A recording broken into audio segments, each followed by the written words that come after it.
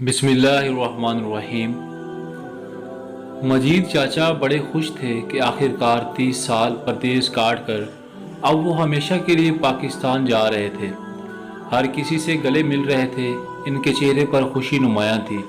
मैं भी परदेसी हूँ, मुझे 15 साल हुए। इनको देखकर मुझे भी ख्याल आया कि एक दिन मैं भी हमेशा के लिए परदेश छोड़ दूंगा। मगर फ़िलहाल मजीद चाचा की खुशियों में से ही खुशियाँ बांट रहा था।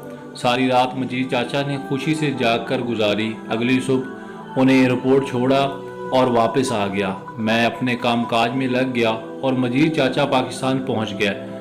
खैरियत दरियाफ्त करने के लिए फ़ोन किया, उन्हें खुश पाया, दिल को और भी तसल्ली हो गई। हफ्ता भी ना गुजरा था कि मैं ऑफिस से घर आया, देखता हूँ मजीद चाचा बैठे हुए हैं, चेहरा मुरझाया हुआ, कंधे झुके हुए। मैंने हैरान होकर पूछा, चाचा आप यहाँ वापस कैसे? मजीद चाचा ने उठकर मुझे गले लगाया और दाढ़े मार कर रोने लगे। मैं इतना घबरा गया कि मेरे हाथ पांव फूल गए। मैंने चाचा को ज़ोर से गले लगाया और उन्हें चुप कराने की कोशिश करने लगा।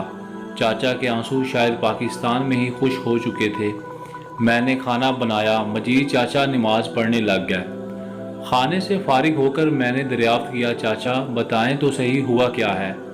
चाचा ने बताया कि उनके 3 बेटे 2 बेटियां हैं। दोनों बेटियों की शादी यहाँ रह कर ही कर दी थी। बेटे तीनों अभी कंवारे हैं और नौकरी वगैरह करते हैं। चाचा ने कहा जिस दिन वो घर पहुँचे सब ठीक था, उन्हें मेहमान की तरह इज्जत दी गई। 2 दिन बाद ही एक बेटे को रात देर से घर आने की वजह से ज़रा डांट दिया, तो जवाब में बेटे ने कहा आप आए हैं तो इज्जत से रहें, ज़्यादा तहकीकात ना किया करें कि मैं कहाँ जा रहा हूँ, कहाँ से आ रहा हूँ। चाचा खामोश हो गए।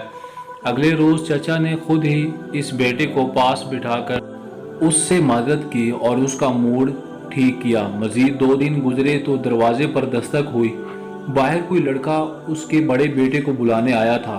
उसी बेटे ने दरवाज़ा खोला। ड्राइंग रूम में बैठे चाचा मजीद अपने बेटे की इस दोस्त की गुफ्तगू सुन रहे थे।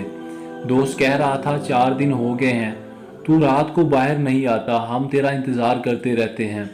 बेटे का जवाब था यार अब्बा आया हुआ है, ये चला जाए तो आज़ादी मिल जाएगी, जब से आया है नाक में दम कर रखा है। इसके अल्फाज चाचा मजीद के दिल में खंजर की तरह प्यूस हो रहे थे। शायद चाचा के कानों ने ही मजीद सुनने की ताकत गंवा दी। चाचा बेहोश हो गए। वो कई घंटे इसी कमरे के फर्श पर गिरे पड़े रहे। जब होश आया तब भी खुद को अकेले ही पाया। चाचा की बीवी अपनी महल्ले की चंद खवातीन के साथ शॉपिंग करने गई हुई थी और बेटे घर से बाहर थे। चाचा अपने खाली मकान की दीवारों से अजीब बातें करने लगा। कभी कहते मैं कहाँ गलत हूँ, क्या मैं इतना गलत हूँ, मैंने क्या नहीं किया, क्या मैं इतना गैर अहम हूँ। इसी रात चचा ने खाने की टेबल पर सिर्फ अपने लिए खाना देखा, बाकी सब बाहर से खाकर आए थे। चचा ने गिला करना चाहा कि इनके साथ खाने की टेबल पर बैठ ही जाते, मगर मज़ीद तकलीफ थे। जवाब ना सुनने का हौसला था, ना ही सवाल किया। खाना खाया और लेट गए। अगली सुबह चचा नमाज के लिए उठे, वज़ू कर रहे थे कि बेटे की ज़ोरदार गरजती आवाज़ आई, कौन शोर कर रहा है इस वक्त? चचा मासूम से बच्चे की तरह डर से गए और वज़ू अधूरा छोड़कर मस्जिद चले गए। वहीं वज़ू किया और नमाज पढ़ी। नमाज के बाद दुआ मांगते हुए चचा रोने लग गए। तभी इमाम मस्जिद ने पूछा, क्या हुआ बड़े मियाँ, रोते क्यों हो? चचा ने सारा माजरा बयान किया और इमाम साहब से पूछा कि आप ही बताएं कि मुझे अब क्या करना चाहिए। इमाम साहब जो बहुत बुजुर्ग थे फरमाने लगे, अब तो कुछ नहीं कर सकता सिवाय बर्दाश्त के या इसके लिए हदायत की दुआ करने के। जो वक्त तेरे बच्चों की तरबियत का था वो तूने परदेश में गुजार दिया। अब वो बच्चे नहीं रहे, उन्हें जिस तरह की परवरिश मिली वो वैसे बन चुके। अब या बर्दाश्त कर या इनसे अलग होकर कहीं और रह ले। चचा वापस घर गए, बीवी से तमाम हाल बयान किया। बीवी ने भी कह दिया, मैं तो पहले ही कहती थी कि वापस आकर क्या करोगे, वहाँ तो फिर भी नौकरी थी, पैसा था, यहाँ फारिग रहकर बच्चों से ताना ही सुनने हैं। चच्चों को अपने कानों पर तीसरी बार यकीन ना आया कि ये उनका वहम है, कोई डरावना ख्वाब है या कड़वी हकीकत। गर्ल्स चचा ने बैंक में रखी हुई रकम से वापसी का टिकट खरीदा और बिना किसी को बताए वो अपने घर के दरवाजे को चूम कर ये कहते हुए निकले कि ऐ मेरा वहम कि तू मेरा घर है, मैं तुझ में तो रहना चाहता हूँ, पर वहम میں نہیں۔